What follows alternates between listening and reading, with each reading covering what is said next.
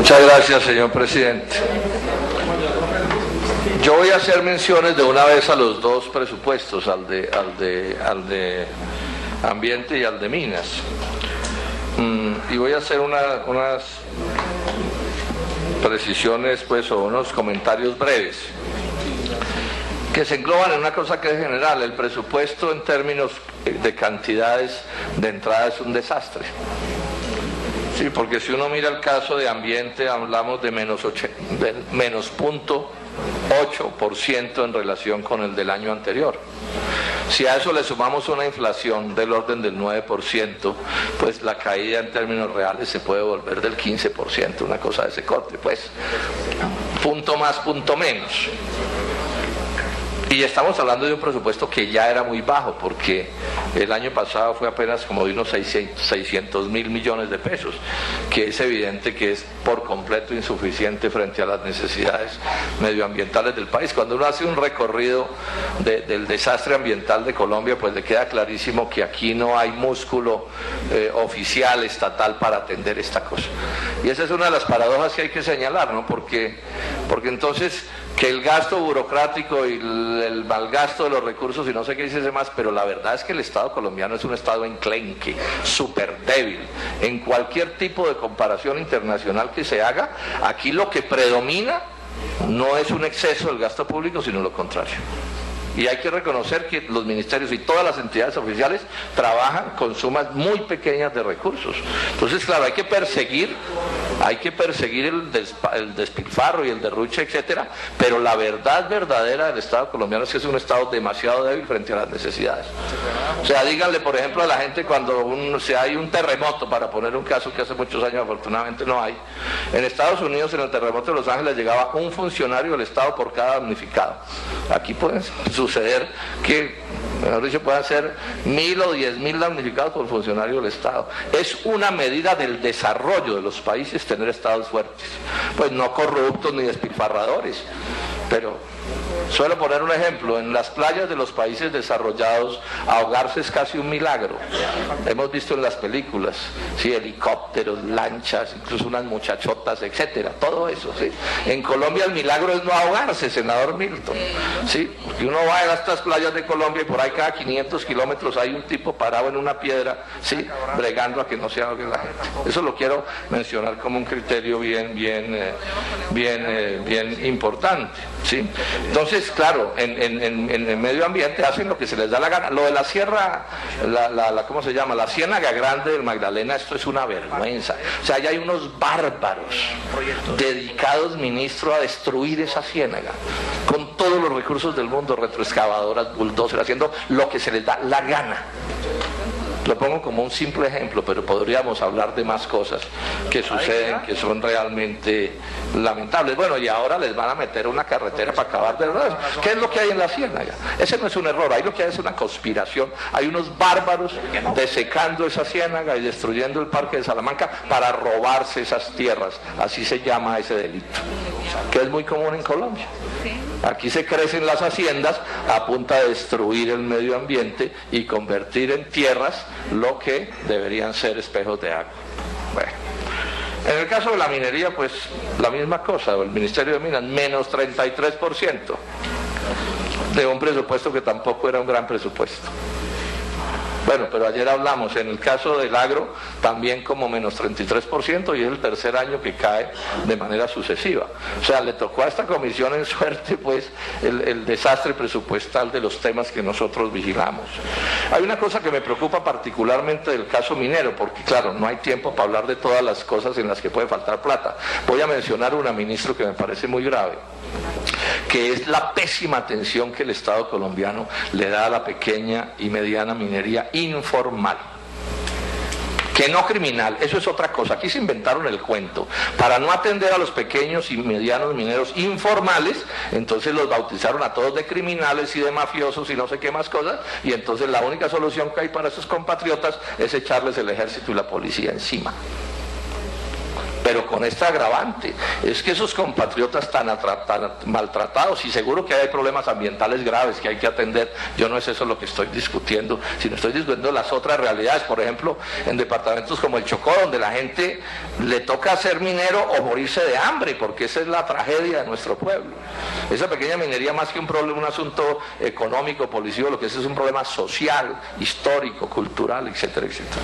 No tenemos los datos porque no pudimos encontrarlos en este presupuesto, cuánto hay para labores de formalización minera, o sea, para ver cómo se atiende como un problema social, cómo se debe atender ese drama de la pequeña y mediana minería informal, incluida la que utiliza máquinas, porque ese cuento de que usted está muy bien si se muere de hambre bregando a sacar un tomín de oro cada semana con una batea, y que esa es la única que puede ser, y que si usted logra morir, si conseguirse pues ya algún tipo de aparato mecánico ya se vuelve un criminal, pues eso también es absurdo.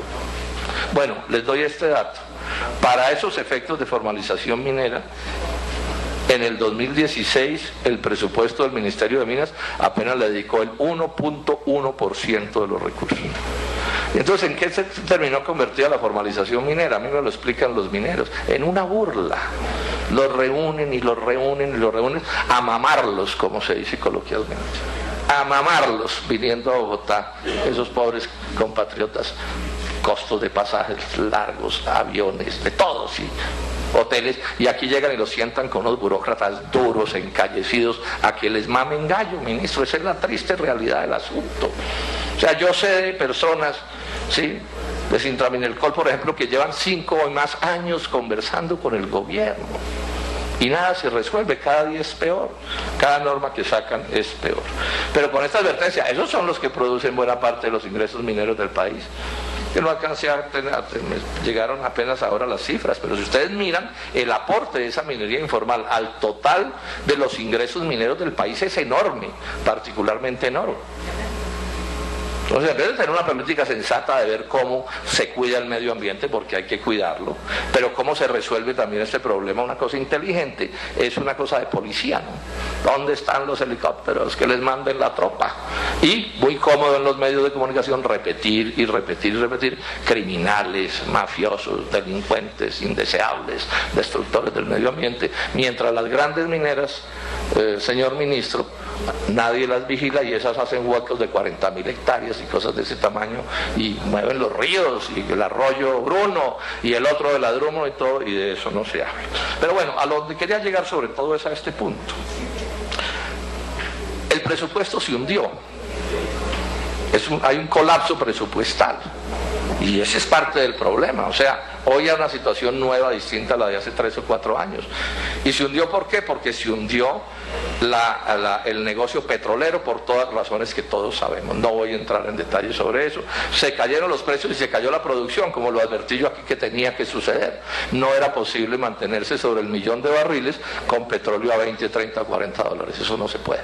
Entonces se hundieron las dos cosas y ahí hay un hueco de tamaño descomunal. Pero lo más grave de todo esto es que si este fuera un país ordenado, se le cae la minería y pasa lo que pasa en otros países. Tiene la industria, tiene el agro, ¿sí?, con la lógica campesina de que uno no debe poner todos los huevos en el mismo canasto. Pero la genialidad de quienes nos gobiernan y del modelo económico se dedicaron a destruir la industria, a destruir el agro. Desde que empezó este asunto del libre comercio, desde 1990, todos los gobiernos sin excepción. Y el cuento que nos echaron es que íbamos a vivir de minería. Aquí yo tuve un ministro, lo repito el nombre, porque a él lo planteó con toda claridad, el ministro Jorge Humberto Botero, negociando el TLC con Estados Unidos. Senador, ¿quién ha dicho que Colombia tiene que producir sus alimentos? Si tenemos petróleo y tenemos carbón, con eso importamos. Hágame el favor. Esa es la política. Esa es la política que tenemos. Aquí no importan sino los negocios de las transnacionales, y por eso están cerrando los mataderos, para montarle un negocio a alguien. Y por eso intentaron acabar con tener pollos en las fincas de los pobres, y han logrado impedir que los de abajo tengan marranos. Y también intentaron acabar con el pretexto del medio ambiente y de la salud pública el negocio de la leche cruda. Porque aquí hay toda una operación económica descomunal que está desprezando a este país. Entonces, aquí cuentan las malas operaciones del doctor Santos, claro que sí. Pero aquí cuenta, a mi juicio, que es lo más grave, y este es el debate que estamos en mora de hacer. Pero a mí todo el mundo me saca el cuerpo. Yo digo esto y es como hablarle a los muros. No, es que el doctor Santos, la partitura esa pésima que toca, es la misma partitura que se está tocando en Colombia desde 1990. Ahora, que él además sea malo con el palito como director de la orquesta, pues también es verdad. Y en eso puede haber otros más vivos y no sé qué. Pero que la canción que nos tienen tocando, la del libre comercio, es pésima, es pésima. Y eso no lo salva nadie, mientras no se modifique. Entonces pueden poner de ministro a Superman, pero con esa música no va ningún Pereira. No tiene ninguna posibilidad de nada. Ese es el debate de fondo que hay que hacer aquí. Porque mientras el país se hunde, entonces ayer el doctor Cárdenas sale y nos dice, pase lo que pase, el modelo económico no se toca.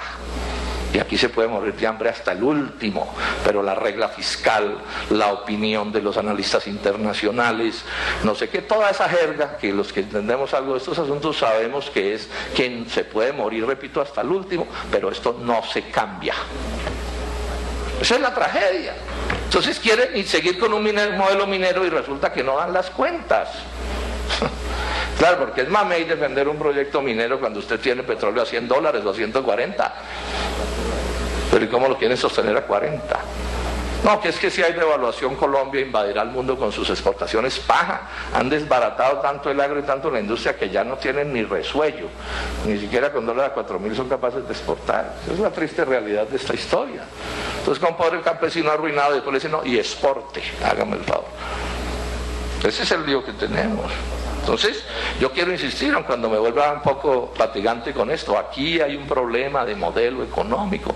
Todos los gobiernos han aplicado el mismo, llevamos 25 años aplicando lo mismo, y la única conclusión que usted saca es que Colombia cada día está peor, que 3 o 4 gatos gordos y lustrosos se han enchapado en oro a reventar, que las transnacionales viven felices. Hoy, este dato es increíble, salen más dólares del país pagando deuda y por las utilidades de las transnacionales que los dólares que el endeudamiento y esas transnacionales traen a Colombia. O sea, Colombia, aquí nos meten la mentira de que nos vamos a liberar por los recursos de los extranjeros, y resulta que los extranjeros sacan más que lo que traen. Que alguien me explique esa ecuación. ¿Usted cómo desarrolla una economía si usted le saca a la economía más de lo que le entra? Entonces, pues sí, aquí tenemos el debate y es un desastre ese presupuesto del Ministerio de Minas, etc. Termino diciendo esto, aprovechando que está el Ministerio de Minas. Miren, ayer lo mencioné, pero aprovechando que el Ministerio de Minas está aquí, lo quiero mencionar. Ahí nos están montando los señores de Electricaribe y de Gas Natural Unión Fenosa una emboscada para poner, ministro, y usted lo sabe, al Estado colombiano a pagar las deudas que tengan los usuarios de Electricaribe con esa empresa. O sea, el fracaso comercial de Electricaribe, que es incapaz de hacer las cosas en condiciones normales, van a poner al Estado colombiano a que pague eso. Porque se están inventando la teoría de que la gente no paga es que porque hay una cultura de no sé qué y que la culpa es del Estado colombiano.